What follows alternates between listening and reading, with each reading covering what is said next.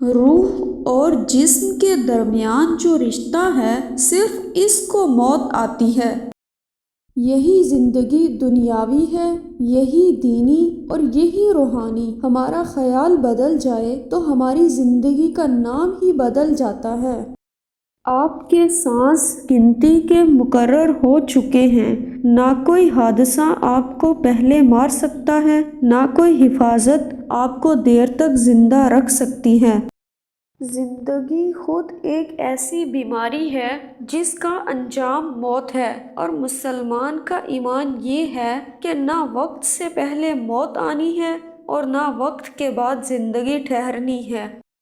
جب یہ محسوس ہو کہ کوئی اس طرح دیکھ رہا تھا جیسے اس کا دل آنکھوں میں اتر آیا ہو، تو سمجھو کہ اندر کی آنکھ کھل گئی اور دل میں آنکھ بن گئی۔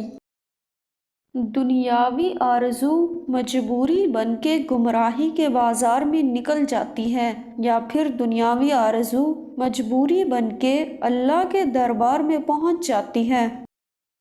کسی کی غلطی نکالنے سے پہلے یہ دیکھنا چاہیے کہ وہ شخص خود غلطی میں نہ ہو۔ اگر آپ نے کسی کو قبول نہیں کیا تو یہ سمجھ لیں کہ کسی نے آپ کو قبول نہیں کیا۔ اپنی مصروفیت کا جائزہ لو، کیونکہ آپ کی مصروفیت گمراہ بھی ہو سکتی ہے اور آپ کی مصروفیت عبادت بھی ہو سکتی ہے۔ ویڈیو پسند آئے تو اسے شیئر کریں، لائک کریں اور چینل کو سبسکرائب کریں۔